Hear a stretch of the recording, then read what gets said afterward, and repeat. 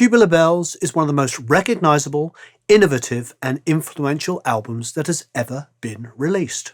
With almost 20 million copies sold, it was a huge commercial success, and it has captivated and fascinated audiences the world over.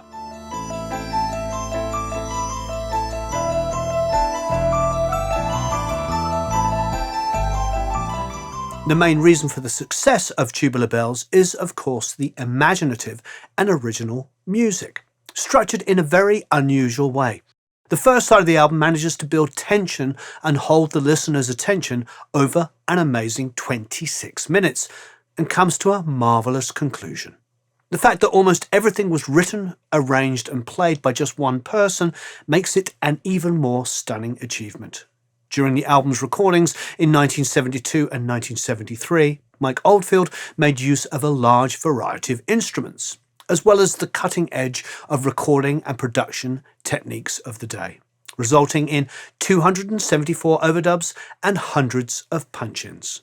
Oldfield's groundbreaking and spectacular debut album was inspired by folk, rock, prog rock, classical and minimalistic music, and sounded revolutionary when it was released in 1973. Its success is not only surprising because it consisted of just 2 long pieces, but also because it is largely instrumental, has hardly any drums, and contains nothing that sounds even remotely like a traditional song. Tubular Bells has been called to the left of left field, but despite this, or perhaps because of this, it had a strong impact on pretty much all music at the time of its release. In the years since its release, it became a foundational influence on a whole range of new genres, like ambient, new age, and more recent electronic music genres, including ambient house and ambient chill-out. Tubular Bells changed music, and the album's huge commercial success obviously laid the foundations for the career of Mike Oldfield. He remained an active A-list artist until the announcement of his retirement earlier this year at the age of 69. On top of all of this, the album also kick-started the career of Richard Branson. An aspiring businessman in 1973, Branson had managed to progress from selling Christmas trees and budgerigars to founding the first Virgin record shop and setting up a recording studio.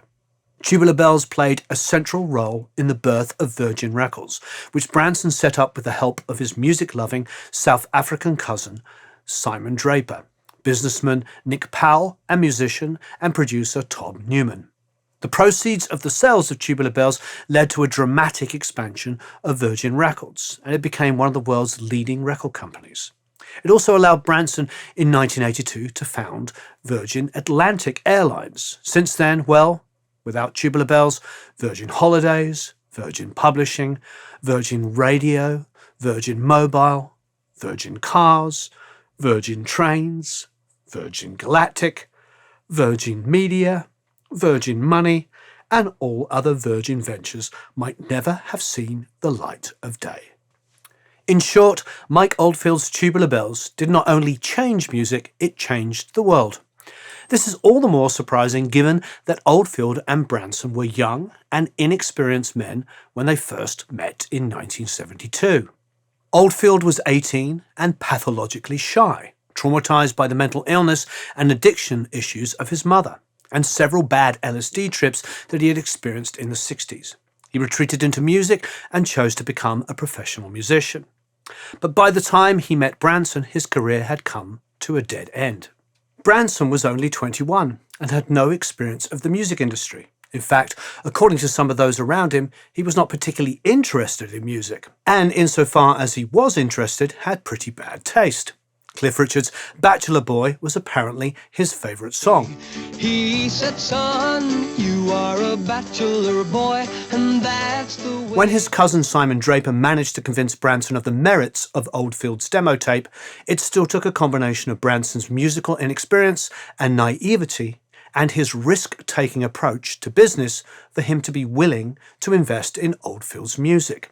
Branson took the risk, despite the fact that Oldfield's demos had already been rejected by several major record companies in London, and that Oldfield had very little of a track record as musician. At the time, Oldfield was the reserve guitarist for the musical Hair, not exactly a barnstorming achievement. Oldfield's background also did not suggest anything of what was to come. He was born in Reading in 1953 to a father who was a doctor and a mother who was a nurse. She suffered from severe mental issues that disturbed Oldfield's childhood from when he was 4 years old, and she later became addicted to antidepressants. She died in 1975, 2 years after the release of Tubular Bells, while Oldfield was working on his third album, Ommadawn. Mike Oldfield started playing guitar at the age of 10, after his father gave him an Echo acoustic guitar. His older sister Sally taught him some chords, and he went on to teach himself by imitating the guitar playing of players he liked, endlessly dropping the needle of a Dansette portable record player onto his favourite vinyl records. Oldfield was influenced by the Beatles and by the finger-picking style of leading English folk guitarists Burt Yanks and John Renbourn.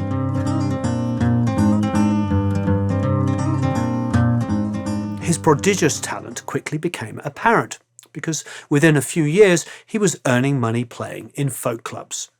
Oldfield also learned to play electric, initially on a £6 Futura 2 guitar, and he started a school band that performed music by the likes of the Shadows.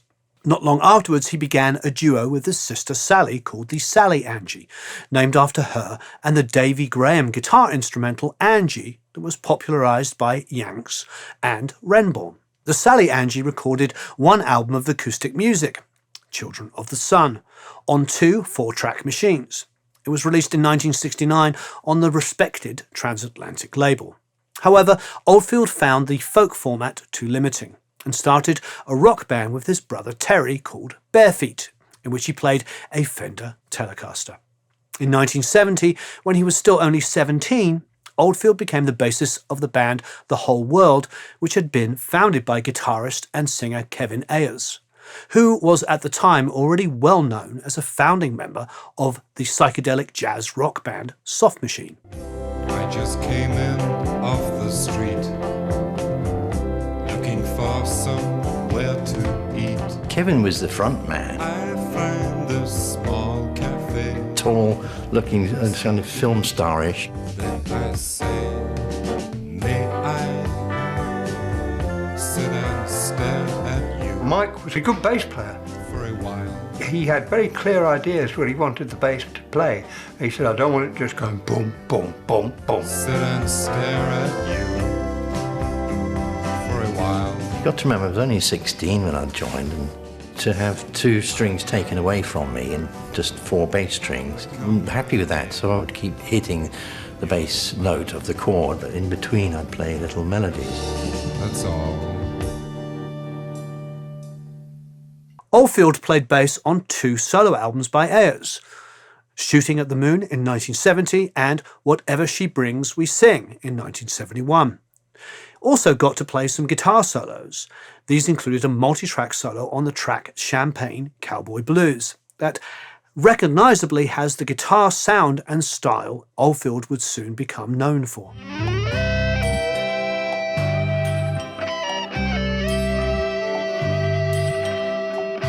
Both Kevin Ayers' albums were recorded at Abbey Road, and Oldfield has explained that his experiences at the world's leading studio had a major impact on the way he would go on to write and record music. Abbey Road was an Aladdin's cave with a tremendous vibe. Everything was there, from orchestral percussion to beautiful pianos, harpsichords, a mellotron, and even a set of tubular bells. I'd go in there at 8 o'clock in the morning and spend 4 hours before the sessions experimenting with all those instruments. It was one of many experiences that inspired Oldfield to work on his own music. He had already been composing music on the honky-tonk piano of his grandmother, and in early 1971 he recorded some demos at his flat in Tottenham, in North London. He used a Bang & Olufsen 1/4-inch 2-track tape machine lent to him by Kevin Ayers. Oldfield also borrowed a Farfisa organ, and the opening riff of Tubular Bells was the first thing he played on it. I just played it straight away, like this. The music that Oldfield demoed on the Bang & Olufsen recorder was inspired by classical composers like Johann Sebastian Bach, Maurice Ravel, and Jean Sibelius, and minimalistic composer Terry Riley. In particular, the repetitive organ patterns on his 1969 album A Rainbow in Curved Air.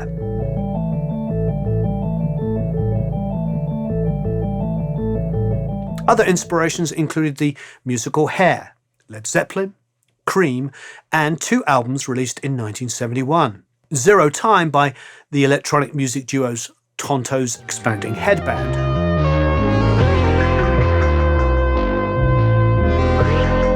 and Septober Energy by a large jazz orchestra called Centipede. The orchestra was led by avant-garde jazz pianist Keith Tippett, who had played on several King Crimson albums. Returning the favour, Crimson guitarist Robert Fripp produced Septober Energy, which was Centipede's sole album. It contains only the title track, which is 85 minutes long and spread out over 4 sides of a double album.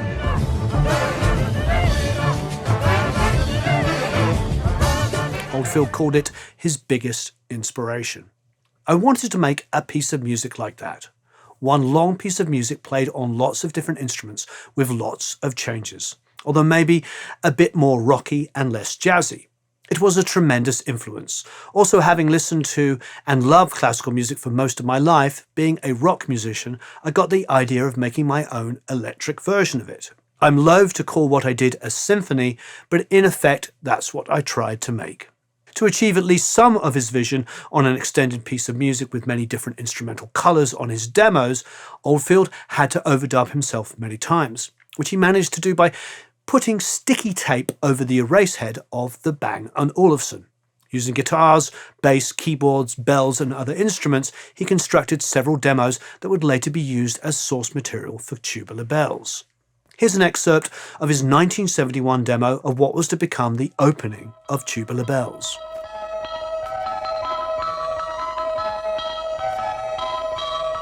With his demo tapes in hand, Oldfield tried to interest a number of major record companies in London in his music, including CBS, Island and Harvest.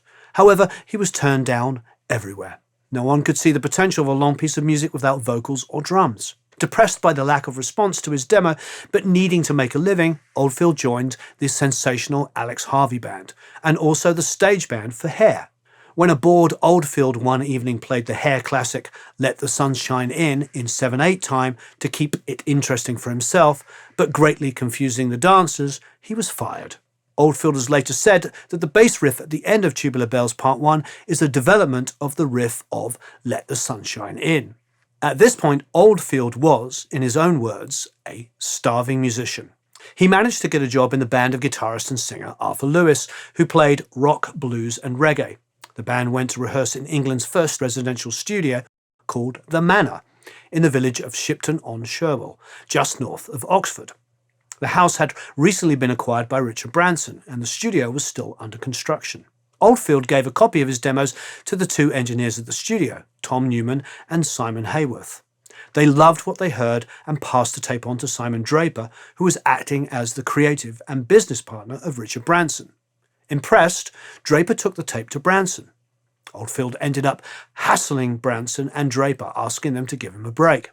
Oldfield reportedly was so desperate that he considered applying for citizenship of the USSR. Oldfield recalled, "I thought I could become a state-funded musician, but then one day the phone rang and it was Simon Draper asking me to come to dinner with Richard and his wife on their houseboat." Branson and Draper told Oldfield that they loved the demos, but did not have any money. So instead, they offered Oldfield the option of recording some of his music in the new studio. The Manor House engineers Tom Newman and Simon Hayworth were to engineer and produce the sessions. And Hayworth commented, "I think what captured Richard Branson's imagination was the fact that Mike's music was different and daring, going where no man had gone before."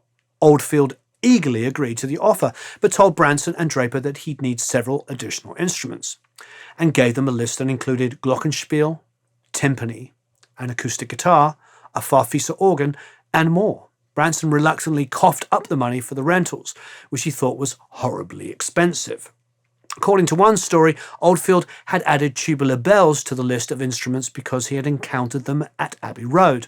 But Oldfield has recalled in another interview that when the rented instruments were delivered at the Manor, The instruments for a John Cale recording session were being picked up at the same time. Oldfield spotted a set of tubular bells being wheeled out and asked if they could remain. He did not realise that the positive response would go on to write history. The studio at the Manor had been built in a former squash court, with lots of input from Newman and Hayworth. The equipment at the time consisted of a Walsall Timing Developments 20-channel solid-state analogue desk, with 16 mix buses, 4 inbuilt stereo compressors and limiters, and monitoring via a small mixdown section. The studio also had a 16-track Ampex MM1000 tape machine with Dolby A, and the monitors were 15-inch Tannoy monitor golds. The Manor was promoted at the time as having EQ, quadraphonic monitoring, echo facilities like tapes, plates and springs, a Steinway grand piano, and space to record for 40 musicians. Resident engineers and cooks, bedrooms, 100 acres of grounds, and being just 60 minutes from London. Oldfield was given just 1 week to record at the Manor, most likely in September of 1972.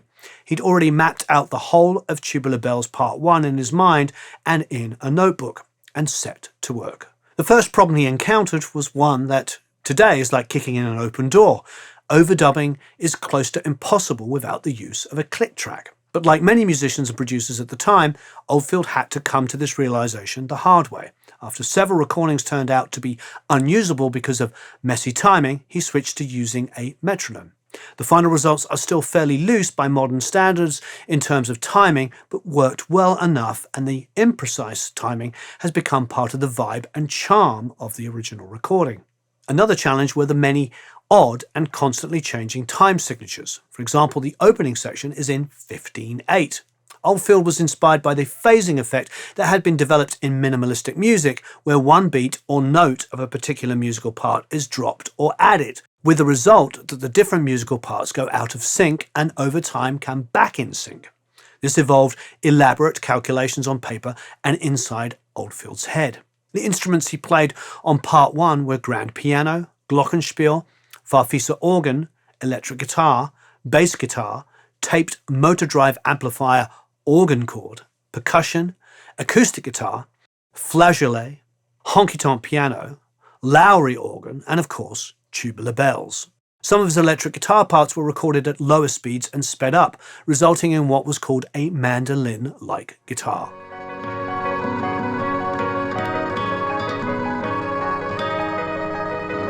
Electric guitars were mostly recorded DI into the Walsall desk, reportedly overdriving the input and using the onboard compressor limiters. Oldfield has since retained 2 of the desk input modules and 1 of the stereo compressors to be able to recreate the sound he achieved on Tubular Bells.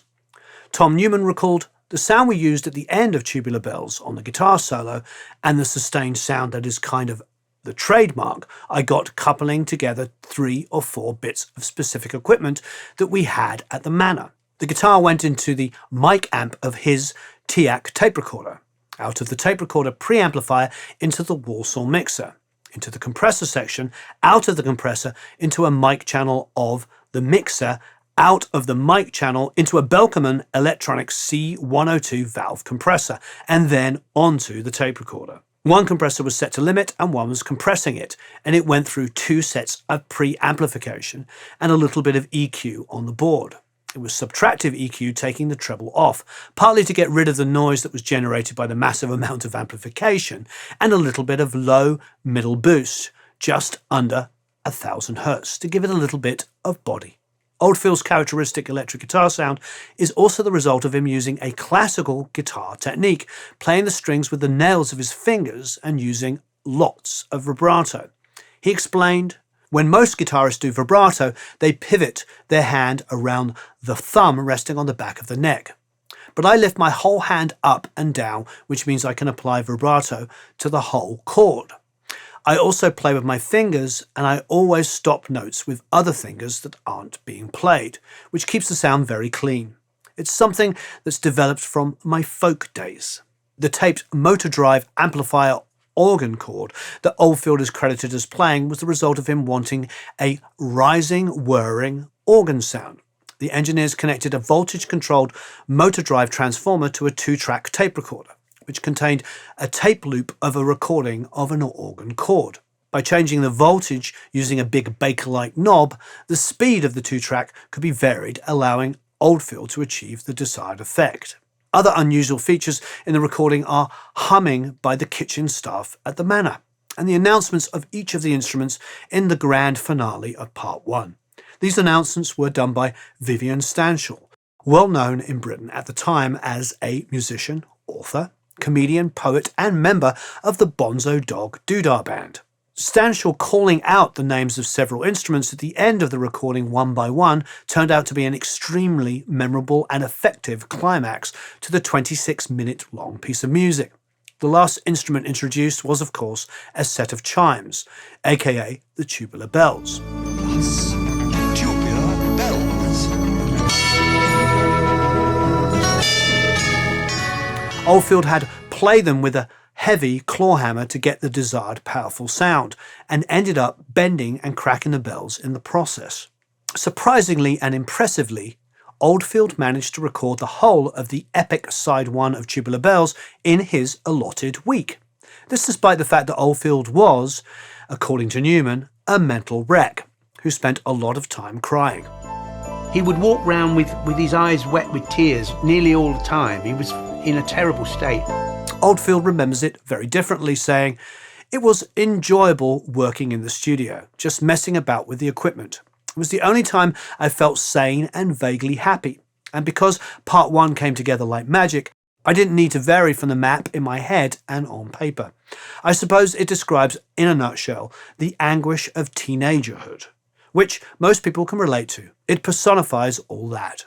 Draper and Branson were enormously impressed with what Oldfield achieved during his week at the manor, and suggested that he could live at the manor and record Part 2 during downtime when the studio was not in use.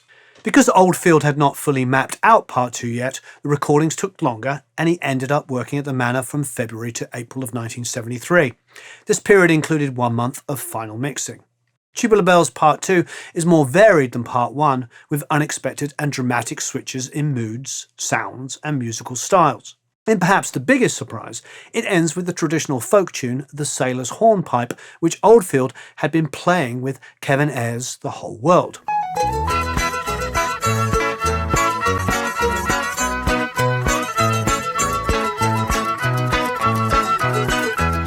As with Part 1, Oldfield's guitar playing is dominant. The guitars he used included a 1966 Fender Telecaster and a Martin D35 acoustic, as well as Fender Telecaster bass. In addition to DIing electric guitars into the Walsall desk, he also used a custom-made Glorfindel effects box in Part 2, which was given to him by keyboardist and composer David Bedford. The box was made of plywood about 25 by 20 centimeters in size, with several faders and 4 knobs, and ran on a 9-volt battery. Oldfield used it to make the bagpipe-like guitar sounds, which were recorded at half speed. Tom Newman explained, "When we first started Tubular Bells, there weren't any good dedicated effects boxes. They had fuzz boxes and things like that were very naff. Michael had this hideous box that he called a Glorfindel, which sometimes worked and sometimes didn't. It was just a noise-making box, really. It did give his guitar a fuzzy sound." Oldfield can also be heard on vocals in Tubular Bells Part 2, in what is called the Pilt-Down Man section, in which he was shouting and grunting into a microphone, almost wrecking his vocal cords. It was recorded at a higher speed and played back at normal speed, making his voice sound lower and even rougher.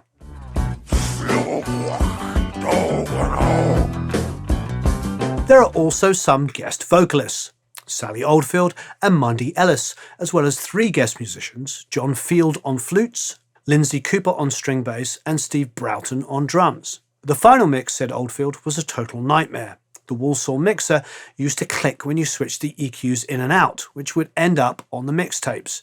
So we had to edit out the clicks with sticky tape on an editing block. There's one bit at the beginning of Tubular Bells where it jumps and loses about half a second. That's because there were 6 clicks on the tape where we had switched 6 sets of EQ. We edited out each click, but the edits made as much of a click as the original click did. So I thought, blast it, let's just chop the whole lot out. That's why the track jumps. There was no other way to do it in those days. Also, hundreds of separate overdubs had to fit on 16 tracks of tape. They were all full and all the time changing into different instruments. So you'd have a fader up, which is one channel on the mixing desk, and then it would be a guitar, and then suddenly it would change into a piano, and then suddenly into something else. All the tracks would be changing in the same way, and it was a nightmare to make sense of it. We had 5 people swarming all over the mixer, operating every channel. During the mix, every one of those sections had to be panned, EQ'd, given echo, and adjusted to the right level. However, the sound quality ended up being great, and the most amazing thing about it was that much of it was first takes. Nobody, myself included, would dream of doing that now. Richard Branson and Simon Draper were excited by the final recordings. In fact, they'd already been shopping Tubular Bells Part 1 to various labels. But like Oldfield, they did not get anywhere. They considered releasing the finished album via mail order, but then decided to make it their first release on their newly formed Virgin Records. Tubular Bells was released on May the 25th, 1973, with the iconic cover by designer and photographer Trevor Key, which was inspired by the tubular bells that Mike Oldfield had bent and cracked during the recording of Part 1. The album did well for a highly unorthodox release by an unknown artist on an unknown label because critical reception was enthusiastic. According to one writer, it is a veritable orgy of overdubbing resulting in a remarkable piece of sustained music.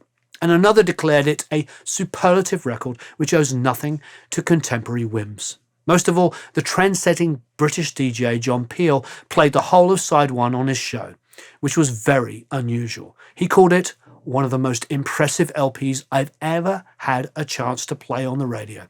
Peel's endorsement gave the album an enormous amount of credibility in the UK. To capitalise on the interest, Branson and Draper organised a live performance at the Queen Elizabeth Hall, one of London's most prestigious classical music venues.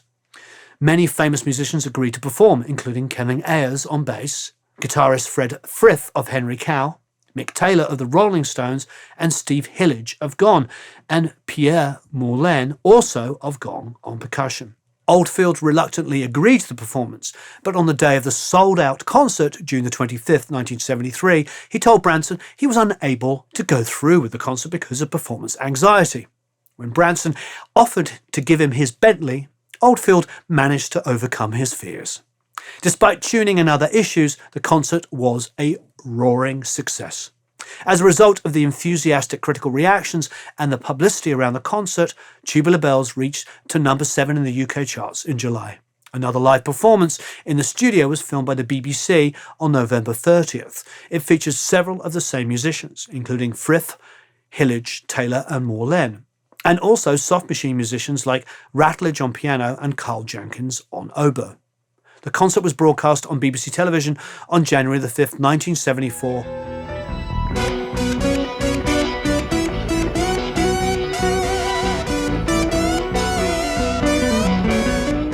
This was 2 weeks after the release of The Exorcist, a movie that would become a huge box office success and featured the first section of Tubular Bells.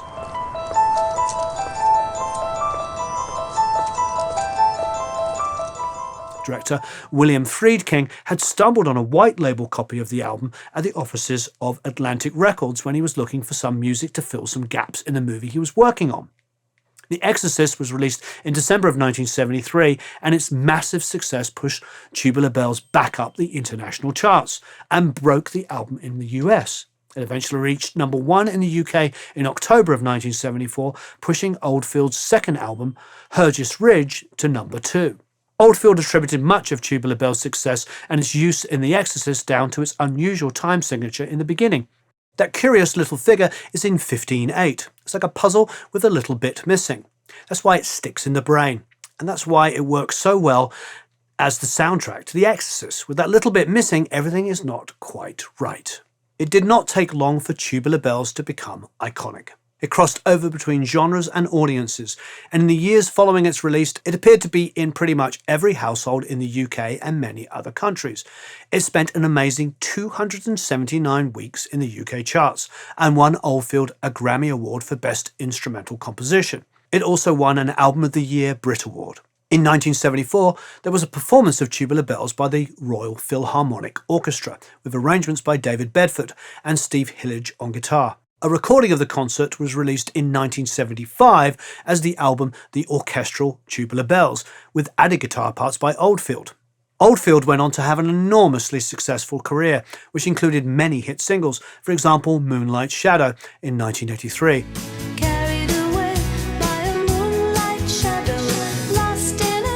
Despite at one point declaring that he was fed up with the album, Oldfield has returned to it many times. In 1992, he released Tubular Bells 2, which was co-produced with star producer Trevor Horn. It also went to number 1 in the UK.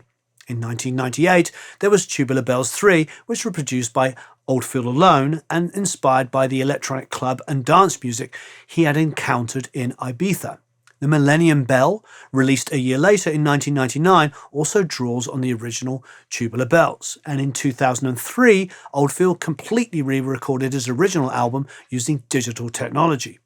Tubular Bells has been used in many different contexts, including television series, advertisements, computer games, and more. Richard Branson named 2 of Virgin Atlantic's aircrafts Tubular Bell. As mentioned at the beginning, Tubular Bells had an enormous effect on other musicians and music in general, and has been widely sampled. Oldfield also performed a segment of Tubular Bells during the opening ceremony of the 2012 Olympics in London. And Tubular Bells was ranked at number 17 in Rolling Stone's 2015 list of 50 greatest prog rock albums of all time. With the 50th anniversary of the release of Tubular Bells this year, there will be tons of retrospectives and discussions of its impact and merits. There already was a 50th anniversary tour of Tubular Bells reimagined earlier this year in Britain, directed by keyboardist, arranger and composer Robin A. Smith, who has worked extensively with Oldfield. Smith summarised it perhaps best when he said, "There's no question that Tubular Bells is one of the most unique pieces of music written this century. It embraces so many platforms. It's highly complex, embracing minimalist, rock, serialization, and in many ways heralded the emergence of new age music, chill and ambient. The wonderful thing about Tubular Bells is that it never seems to age. The actual composition is just perfect, and it is as spellbinding now as it was 50 years ago." What can I say? When we talked about this album being in every household in the UK and everywhere else on the planet, well, it was in my household. I remember my father bringing it home, really, really excited. Now, if you've watched any of my other videos, any of our other videos, you'll know that I grew up on classical music and jazz, and then a splattering of rock came in. Well, this was one of those albums. It actually predates A Night at the Opera. For me, Night at the Opera was the first kind of like rock album that I remember. But Tubular Bells came into our household when I was about 5 or 6 years old when my dad brought it in. And I remember him being very, very excited. Because I think for him, it was musically complex enough, at least musically complex enough, to match the kind of classical music and jazz that he and I and our whole family played every single day. And it was amazing. And I remember all of these BBC specials. You could not get away from great coverage of Mike Oldfield, him being interviewed, the live stuff that was recorded. People were talking about him all the time, with good reason. Mike Oldfield, as a 19, 20-year-old man, made some of the greatest music ever made. He was so young. So young. And I just love knowing that. Because it doesn't just mean music can be written by young people. It means that you don't necessarily have to be massively experienced. You just have to be inspired. And Mike Oldfield was inspired to create some of the most beautiful instrumental music ever written that went on to inspire everybody else. That album is a huge part of my childhood. Huge. The strange thing is, of course, is I was far too young to go and see The Exorcist, so I didn't know anything about it, and nor did any of my friends. But all of my friends loved that album, even us as little kids. It was a music that you couldn't escape for good reason. It was incredible. It was everywhere. And Mike, I love what you did. I will forever be in your debt for inspiring me even more on my musical journey. I think it was the first big moment after like Bach and Mozart. Yeah, really huge moment for me. Thanks, everyone. Tot ziens, goodbye, ciao, auf Wiedersehen, tschüss, au revoir, adios. Thanks, everyone. So long, farewell, auf Wiedersehen, au revoir. Tot ziens, goodbye.